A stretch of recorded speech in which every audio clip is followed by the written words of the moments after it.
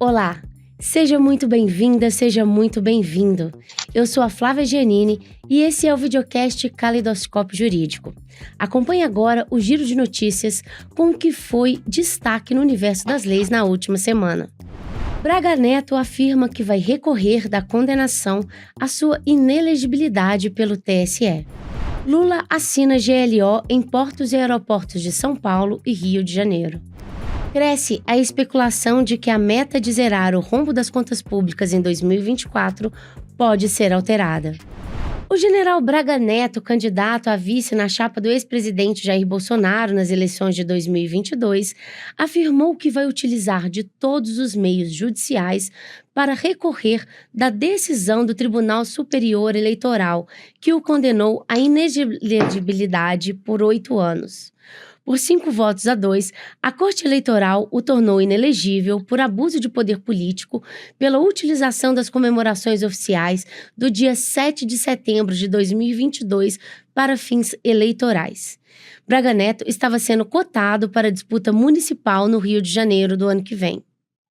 Bolsonaro e Braga Neto podem recorrer da decisão do próprio TSE e também no Supremo Tribunal Federal, se entenderem que houve violação da Constituição no julgamento. É isso mesmo, Valber Agra? Perfeito. Foi um julgamento importante porque a segunda vez que Bolsonaro foi declarado inelegível, e dessa vez com uma multa bastante alta de mais de R$400 mil. Na primeira condenação, não havia nenhum tipo de nexo causal que pudesse também ser imputado ao vice Braga Neto. Só que dessa vez foi diferente. Por que foi diferente? Porque ele fazia parte do comando da campanha. Porque dessa vez ele participou de toda a solenidade. Então, ele, se não criou, se não engendrou, ele foi parte. Ele permitiu que o resultado fosse produzido. Daí a decisão que condenou e também ao ex-presidente Jair Bolsonaro a inelegibilidade. Lembrando que essa dupla inelegibilidade de Bolsonaro não se conta 8 mais 8. O prazo da inelegibilidade só vai ser de 8 anos, contado da data da eleição, com mais 8 anos à frente. O que essa decisão, ela também é muito importante, porque ela sinaliza que todos aqueles que participaram, que tiveram nexo causal, que suas condutas beneficiaram, e ele, à época, era candidato a vice-presidente, também deve sofrer com as sanções da lei. A lei é para todos, ninguém pode se subtrair a ela. Essa decisão marca um sentido de garantir uma legitimidade e uma normalidade das eleições. Foi a primeira vez que o vice-presidente foi condenado, Valber, nessas condenações? Na inelegibilidade, sim. Antes já havia condenação e multa, mas a inelegibilidade de 8 anos. Aí você pode me perguntar, e quais são as esferas de recurso? Bem, essa foi uma decisão do TSE. Então só cabe agora o embargo de declaração, que efeito infringente, ou seja, modificar a decisão é difícil nessa instância, muito difícil. E depois cabe o quê? Um recurso extraordinário, se houver malbaratamento, se houver afronta à Constituição. Então, a possibilidade de uma modificação de uma decisão do Tribunal Superior Eleitoral, na prática, é muito difícil. Certo. O presidente Luiz Inácio Lula da Silva assinou um decreto de garantia da lei e da ordem em portos e aeroportos do Rio de Janeiro e de São Paulo, com duração até maio de 2024. A medida abrange os portos de Itaguaí, no Rio de Janeiro, e o de Santos, em São Paulo, e os aeroportos de Guarulhos e do Galeão. Com o decreto assinado por Lula, militares das Forças Armadas atuarão nesses locais. O que significa uma GLO nesse momento, Valber Agra? É uma GLO extensa, considerando a importância desses locais para a economia brasileira? A garantia de lei e da ordem é quando você coloca as Forças Armadas para também combater o crime organizado. Mas veja, as Forças Armadas para combater o crime organizado, as Forças Armadas elas só devem se posicionar em casos excepcionalíssimos, basicamente para garantir a soberania da nação. Mas nós temos claro que em algumas partes, infelizmente, do território brasileiro, a Polícia Militar, a Polícia Rodoviária Federal, a Polícia Federal, elas não estão tendo a eficácia necessária. Em alguns locais, principalmente de várias grandes cidades, o crime organizado toma conta. Quando o Estado não cumpre suas funções essenciais, não é só de segurança, não é só repressivo, é de dar condições de bem-estar e condições mínimas à população.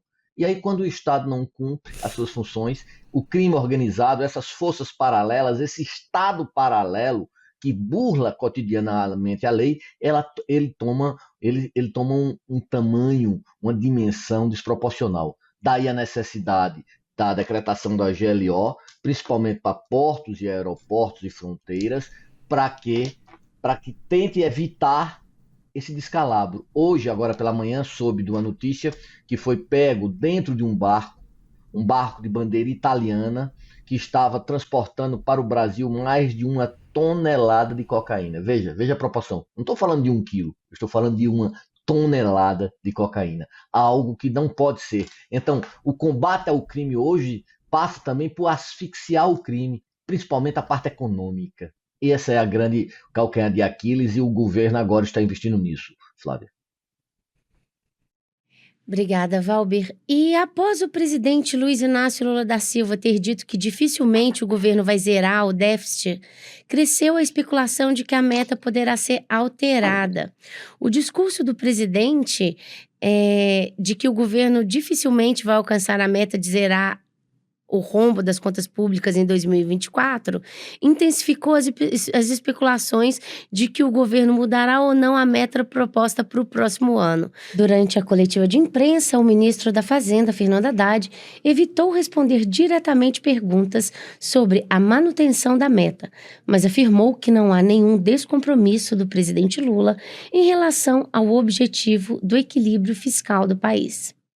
A meta de zerar o rombo das contas públicas de 2024 está no projeto de Lei de Diretrizes Orçamentárias, a PLDO, enviada pelo governo ao Congresso Nacional em abril.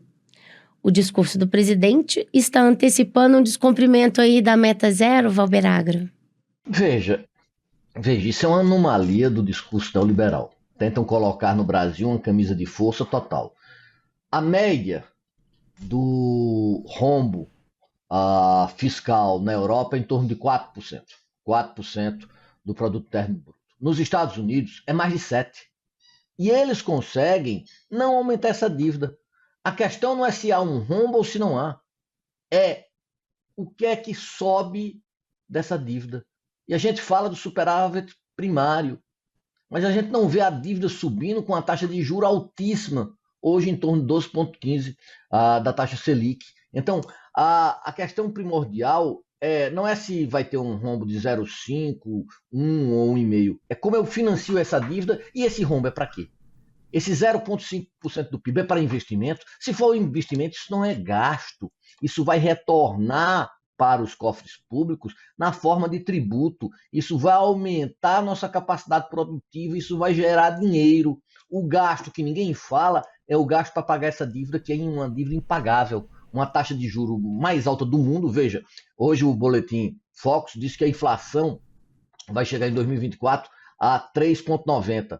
Ora, com a taxa de juro a 12, nós temos o quê? Nós temos somente um juro real de torno de 8%, numa hora que o mundo não cresce, que o Brasil não cresce, que o Brasil ostenta as taxas de crescimento, uma das piores taxas de crescimento da OCDE, por exemplo, na hora que nós somos o exemplo de desindustrialização, esse discurso de austeridade, que é um discurso falso, porque não é uma austeridade factual, é uma austeridade maquiada, porque o preço da dívida, o custo nominal da dívida é altíssimo e ninguém fala disso. Interessante é que os discursos de esquerda, eles não se preocupam hoje com política de industrialização, não se preocupam hoje com o problema da dívida interna, não se preocupam em repensar o Estado. O que nos falta, como um todo, é um projeto de nação e não ficar em minudezas neoliberais que só servem para estagnar e para provocar o desamparo do nosso povo, Flávio. Obrigada, Valber. Esse foi o nosso giro de notícias dessa edição. Continue agora acompanhando a nossa programação com a entrevista de Valberagra com o professor e ex-presidente do TRF5, Francisco Queiroz de Bezerra Cavalcante.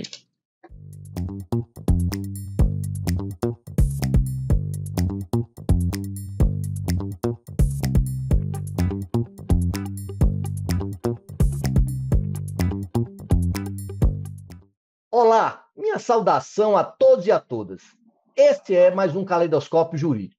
Como sempre, com figuras exponenciais e especiais do mundo jurídico.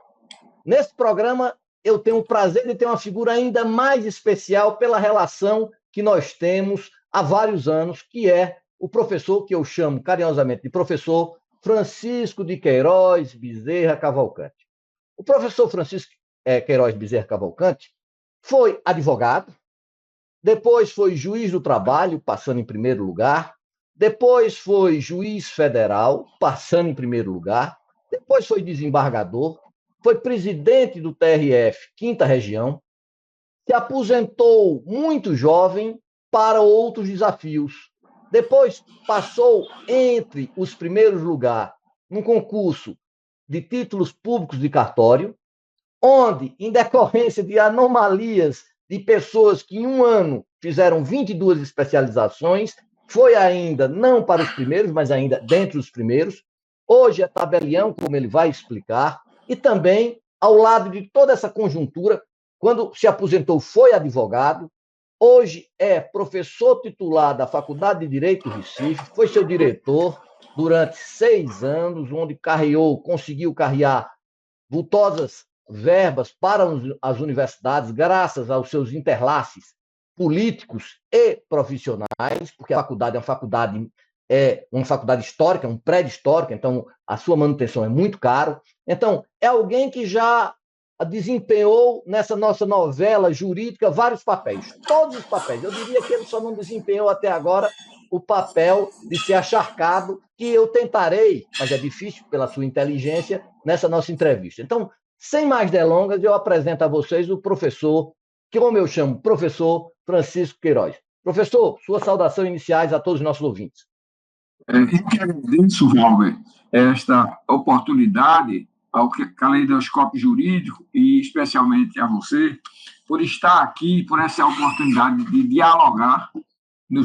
Hoje eu recebi uma certidão da universidade, 45 anos como professor, e de todas as atividades que eu tenho e já tive, gostei de todas, mas a que mais me envaidece é exatamente essa, como professor.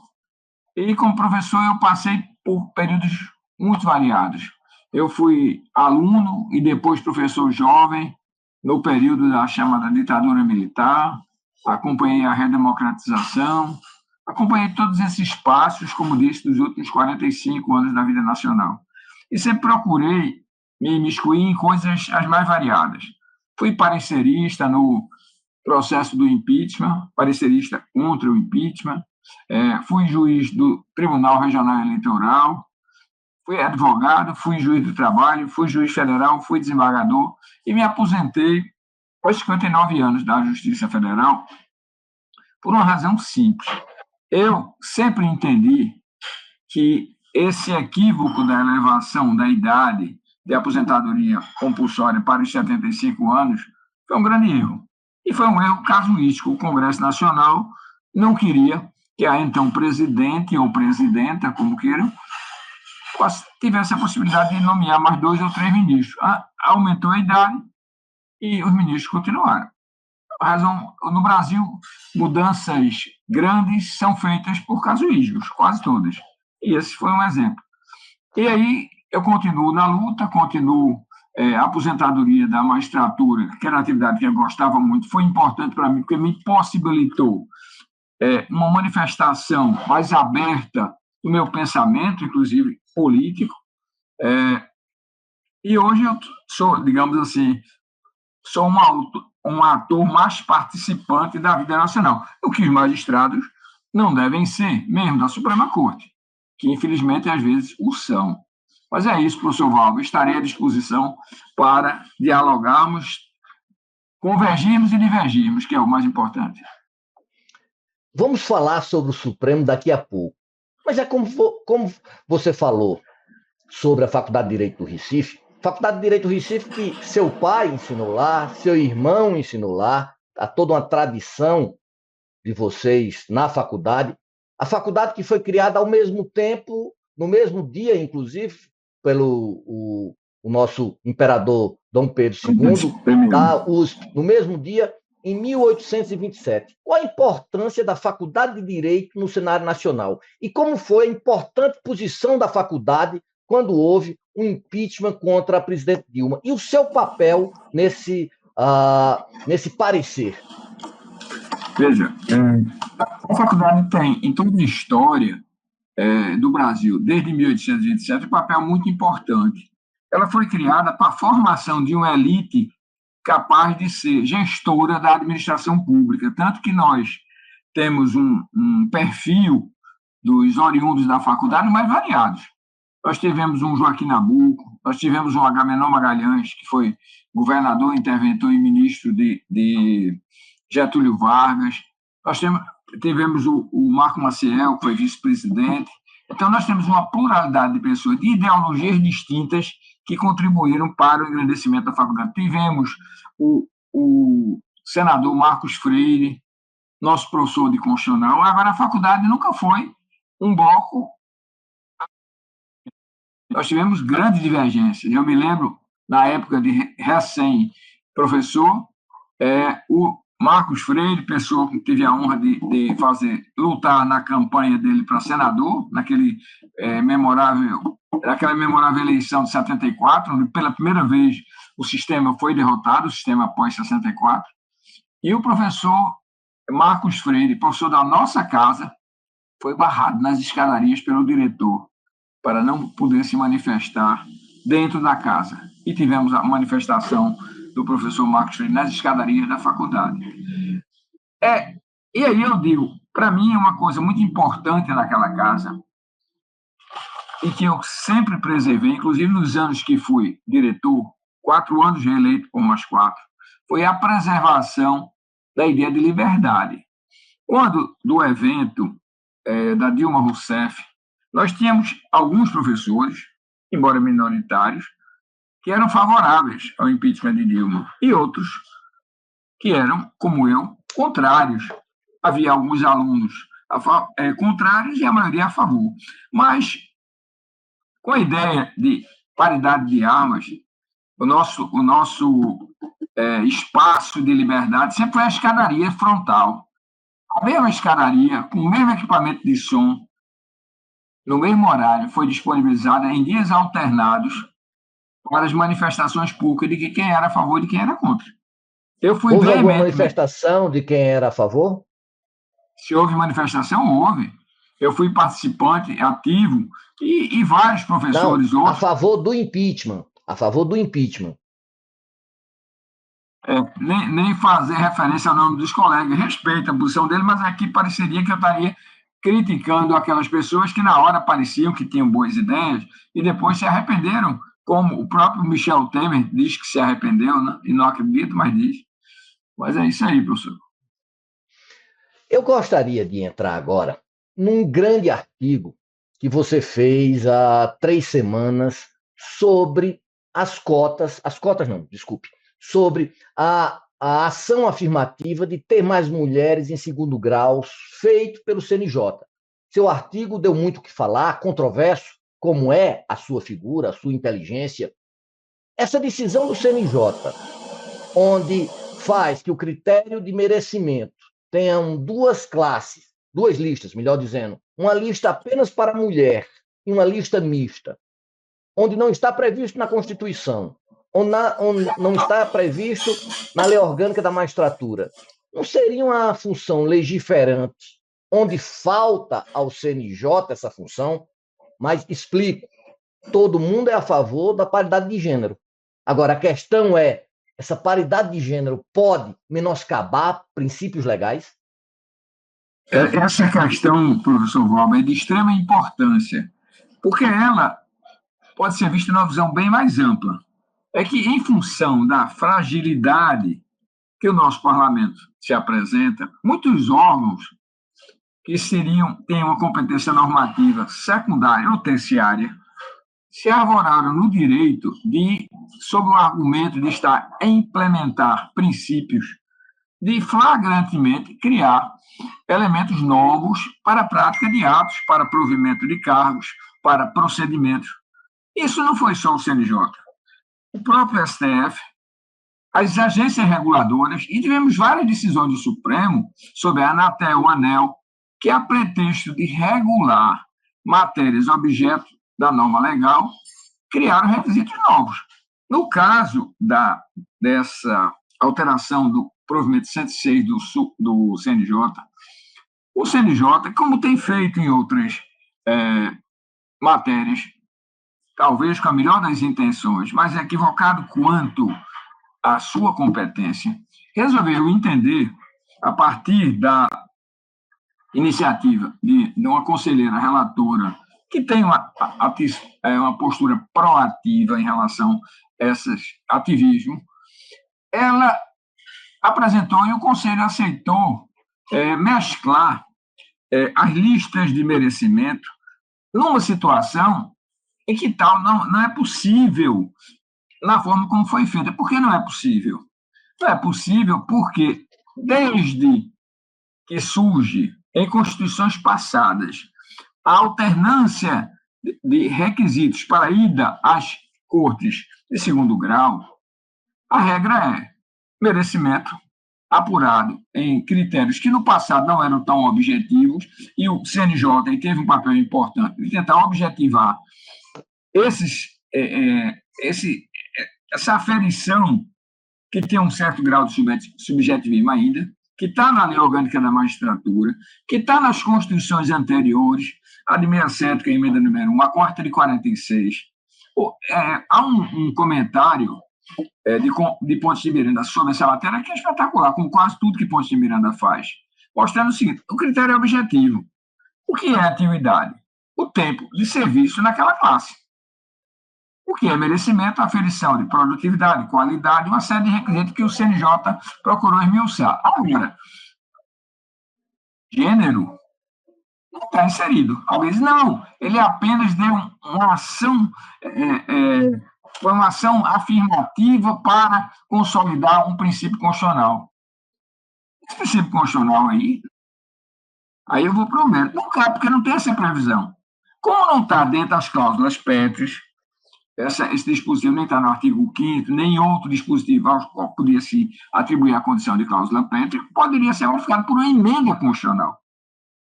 Mas não por ato, nem por lei, e nem muito menos por ato do CNJ. E aí tem um grande equívoco nessa matéria. É que, se entender que isso é um princípio constitucional a ser aplicado, se é só em relação à magistratura, tem que ser em relação ao Ministério Público, e tem que ser em relação a todas as carreiras do serviço público. Se você examinar os estatutos dos servidores do Federal 8.112, o de Pernambuco, de São Paulo, de Minas Gerais, o que você pesquisar, tem as promoções por antiguidade e merecimento. E aí vem uma pergunta, e eu acho que quem propôs isso pensou mais na frente. Agora vamos propor para o primeiro e segundo grau o quinto constitucional. Porque não tem lógica, e eu acho que o CNJ agiu politicamente quando fixou isso, é só para a promoção de magistrado de carreira. Se nós temos, imagina um tribunal como o de São Paulo com mais de 300 vagas, um quinto vem Ministério Público e Advocacia, mais de 60 vagas.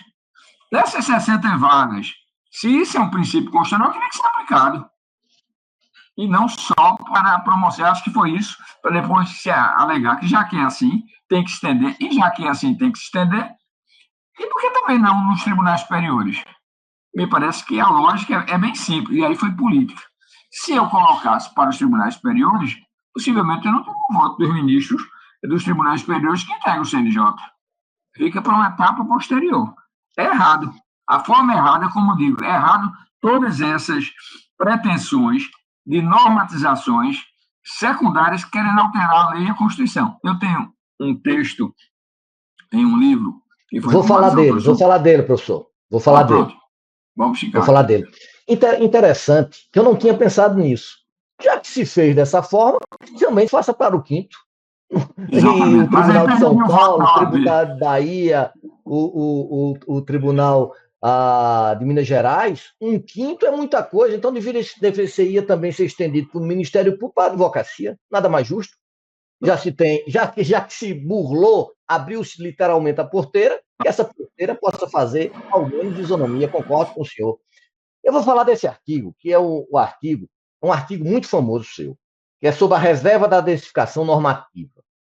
Ou seja, a reserva normativa deveria ser para normas. Lá atrás, eu estou falando dos anos 90, Garcia de Enteria já se falava de inflação legislativa. Inflação legislativa com o parlamento. Imagina com essas fontes, CNJ, agências, etc. Há decisões do judiciário onde se há teses, porque um precedente é uma coisa, mas se criar tese de decisões monocráticas, e o pior é que as teses são com vários itens, 7, 8 itens, e assim, não é nenhuma inflação legislativa, é uma subordinação normativa. Como é que você vê isso dentro do seu artigo? Esse seu artigo hoje tem mais preponderância ou esse seu artigo hoje deve ser reanalisado? Não, veja, a postura que foi ali exposta permanece incólume. A Constituição permanece a mesma. Nós não temos, como no caso francês, matérias sobre reserva estrita de lei, matérias que podem ser objeto de normatizações infralegais, como os regulamentos autônomos. Não temos, como a Espanha, situações de deslegalização. Essa matéria que falou é extremamente exposta numa tese exatamente de Eduardo Garcia de Enterria. No Brasil não é assim. Nós temos um regramento que nada será feito em função da lei ou conforme decorrência de lei, ou seja, a lei não diz tudo. A lei estabelece molduras dentro das quais vai se atuar.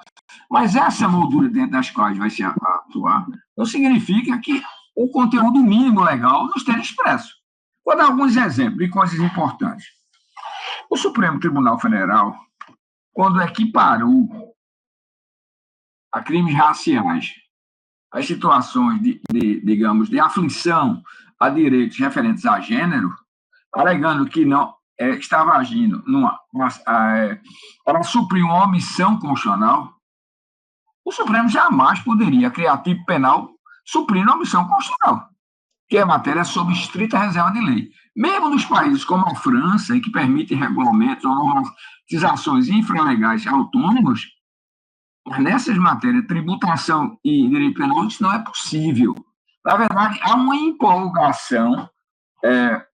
empolgação desses órgãos, o Supremo não está imune a isso, em função de uma omissão ou de um acabrunhamento do legislador, quer seja por uma questão de atacnia, falta de qualidade, que é evidente e patente, quer seja por uma questão de falta de interesse. Porque, veja, imagine que qualquer um de nós, se diante de um sistema jurídico estrangeiro, alguém dissesse, olha, o parlamento aqui funciona assim.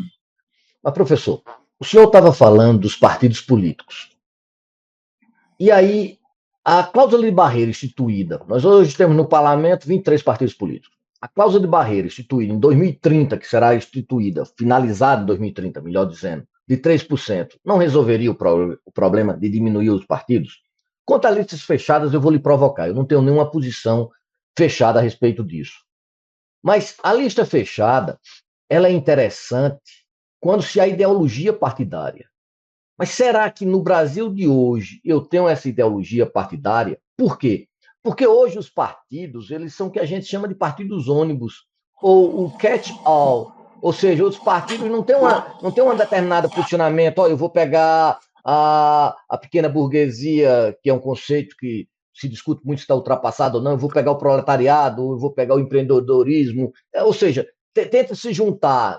Você vê membros do Partido Comunista do Brasil, que são empresários, que seria aí um contrassenso incrível. Então, num país onde eu quero uma ideologia para viver, parafraseando Cazuza, eu posso ter ainda a lista fechada, professor? Eu talvez tenha me expressado mal. Eu penso que no Brasil, como está hoje, não cabe lista fechada. Mas quando eu digo lista fechada, é a lista em que só se elege quem a direção do partido quiser. Então, nós temos uma lista fechada camuflada. Nós não deveríamos ter no sistema atual. Agora, falou de uma coisa muito importante: os prazos para as coisas acontecerem. Quando eu coloco um prazo para que algo de bom aconteça, um prazo que hoje seria de 7 anos, é para não acontecer. Com certeza isso será prorrogado, porque, na verdade, a senhora tem que ter mais imediatidade. Observe o prazo de adaptação que está previsto no projeto do Código Tributário Nacional. Ele vai, em alguns pontos, a dezenas de anos. Em dezenas de anos, o mundo já virou de cabeça para baixo. Uma outra coisa que a gente tem que ter muito cuidado no Brasil é a questão da concentração de poderes. Aí eu vou pular um pouco de assunto para lembrar um tópico. Esse projeto do Código Tributário Nacional, tão enaltecido por tanta gente, é tão enaltecido por tanta gente que acha que vai ter alguma vantagem, o segmento que representa. E é impossível eu ter vantagem pelo empresário que quer pagar menos tributo, o Estado que quer arrecadar mais, a União que quer melhorar sua participação na receita, e o trabalhador que quer pagar menos em termos de valores da tributação. E se você vai olhar, é impossível. Até porque e aí é o grande perigo desse projeto, é quando se fala, não, precisa simplificar, vamos criar uma tributação, uma espécie de IVA nacional. Isso num país como esse nosso é um desastre. Porque se nós já temos uma federação esmagada, por exemplo, quando se discutiu muito a questão da guerra fiscal, eu passei alguns períodos fazendo alguns estudos fora, nos Estados Unidos. Lá não se fala em guerra fiscal. A Califórnia pode reduzir sua tributação para captar empresas. Aqui, quando o Estado pobre, feito paráctico de paradigma, reduziu a carga tributária para conseguir captar empresas, foi seu Supremo, e o Supremo reconheceu a inconstitucionalidade. Então, eu dependo fico nas mãos da União para obter os benefícios financeiros das grandes agências, como o BNDES, que é outra aberração, porque o BNDES, nos últimos anos, aí tanto faz o regime atual como o anterior, concentra em valores os benefícios de financiamento subsidiado nas mãos de menos de 100 empresas, quando aquilo que é destinado ao pequeno e ao microempresário, dezenas e dezenas de milhares, não corresponde nem a 30% da receita do BNDES. Eu pego um grande exportador de carne, produtor, obtenho financiamento por um valor subsidiado, financia a sua produção, financia seu programa de exportação e, pela normatização da Receita Federal, ainda pode deixar no exterior 30% do que vendeu. Professor, Oi. Como nosso tempo, infelizmente, é curto, e eu quero aproveitar essa sua extensão de conhecimento, sua profundidade, vamos fazer um bate-bola. Eu queria deixar algumas perguntas e o senhor me responde. Inclusive, o senhor vai ser a primeira vítima. Eu não tinha feito isso anteriormente. Eu queria algumas perguntas que o senhor me desse respostas as mais curtas possíveis. Pode ser? Primeiro, professor, eu posso dizer que o judiciário brasileiro é corporativista? Ministério, as instituições brasileiras, nós temos uma figura que parece a Idade Média. Eu tenho uma Constituição que digo, esses segmentos de agentes públicos entendem que tudo aquilo que é em seu proveito significa um requisito necessário para o exercício da função. Quando é dos outros, é privilégio.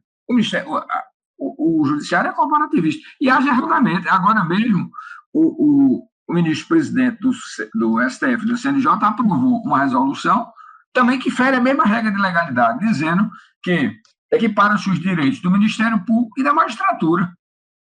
Os direitos do Ministério Público estão na lei do Ministério Público, do Judiciário estão na lei do Judiciário. simbiose não existe, ou não deveria existir. A Lava Jato foi um retrocesso ou um avanço na luta contra a corrupção? Veja, eu divido a Lava Jato em vários momentos. Eu diria o esforço inicial de combate à corrupção foi importante. Acho, inclusive, que a presidenta Dilma caiu pelo combate à corrupção. Mas como combate à corrupção? Quando ela colocou uma pessoa muito séria, no meu entender, e preparada, chamada Graça Foster, para presidir a empresa para estancar coisas que haviam.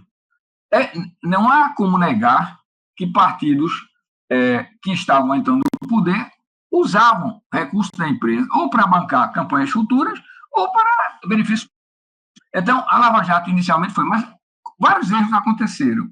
Eu me lembro quando eu estava ainda no tribunal, quando discutia se eu não alcancei o final do julgamento, se eventuais corrupções e contratações da refinaria Abreu Lima, lá em Pernambuco, deveriam ser mandados para Curitiba. Por que para Curitiba? Se o fato delituoso, em tese, teria acontecido em Pernambuco. E isso, a Lava Jato criou um foro universal, eu diria como se fosse uma equiparação de falência, tudo para Curitiba. E aí começou uma atuação equivocadíssima do juiz Sérgio Moro, de agir como se fosse. No princípio, me pareceu que era como se ele fosse o Ivanhoe, ou Ivanhoe, como chamam em português, o indivíduo que iria resolver todos os problemas do mundo. Mas, no final, eu estou dizendo sem nenhuma crítica específica da pessoa, de que essas pessoas vislumbraram naquilo uma chance de ter seus 5 minutos de glória e que poderia ter um resultado futuro. Por exemplo, Professor, mas tem mais perguntas. Então, pronto. A história do Dallagnol, e tem outras histórias que não podiam ter acontecido. Mas é isso aí. Eu acho que a Lava Jato, no começo, razoável. A ideia de que existe corrupção tem que ser apurada é importante. Mas o fim foi muito ruim. A prisão do presidente Lula, condução compulsória para ir prestar depoimento com a imprensa atrás, aquilo foi uma prisão. Eu fui juiz criminal há muitos anos. Quem é que pode obrigar alguém a ser uma roda para ir prestar depoimento? É isso aí. É interessante que é um fundamento metafísico para explicar uma questão, um fator teleológico político que foi direcionar todas essas ações a ele. No dia 8 de janeiro, houve uma tentativa de golpe de Estado, professor? Eu não tenho dúvida, e não tenho dúvida que esse golpe de Estado começou muito antes. E aí você tem uma série de elementos que comprovam e que só o passar dos anos vai comprovar. Por exemplo, hoje, quando se tem a comprovação das escutas da ABIN, a preparação do que aconteceu antes, essas pessoas, dizem, mas como é que alguém vai ser punido há 10 anos? Era uma senhorazinha, era um velho, eu digo, olha, a própria máfia tem a capa um mafioso de 80 anos. Agora, o que me parece é que há uma certa cautela em relação a quem determinou, se alguém me perguntasse, isso tinha que ser em off, eu acho que qualquer um de nós, a quem interessava, se nós aplicarmos a teoria do conhecimento do fato, que foi usada na ação do Petrolão, a quem interessava esse golpe? Ao ex-presidente. Por último, professor, uma pergunta provocativa. Diante desse estado de coisas, ainda há nas universidades públicas brasileiras espaço para meritocracia? A questão de Oliveira Viana, no século XX, que falava do idealismo utópico e do idealismo orgânico. Não adianta a gente estar com utopias e implantar sistemas como, por exemplo, a Constituição de 1891, que é a Constituição norte-americana que copiamos e resultou na República Velha. Já o idealismo orgânico seria de acordo com nossas estruturas. Também gostaria de dizer que sou favorável à meritocracia, mas também sou favorável às cotas. Eu acho que nós não podemos, nas universidades, tirar todo o espaço da meritocracia. Acho as cotas importantes, provisórias, importantes, para ter uma maior diversidade, mas a gente não pode esquecer da meritocracia. Por exemplo, programa de pós-graduação, ou seja, mestrado, doutorado, estricto sensu, que só quer ter obras em português, é algo acachapante, é algo inidôneo, é algo vergonhoso para qualquer tipo de pós-graduação. Pessoal, então esse foi Francisco de Queiroz Bezerra Cavalcante, que eu o chamo carinhosamente de professor. Para mim é uma honra imensa tê-lo aqui, professor.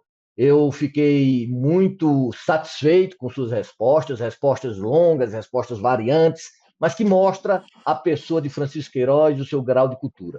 Gostaria de agradecer-lhe bastante, passar-lhe as palavras para os cumprimentos finais e, de antemão, agradecer a todos e a todas e convidá-los para mais um Caleidoscópio Jurídico. Obrigado. Professor, a palavra de encerramento é sua.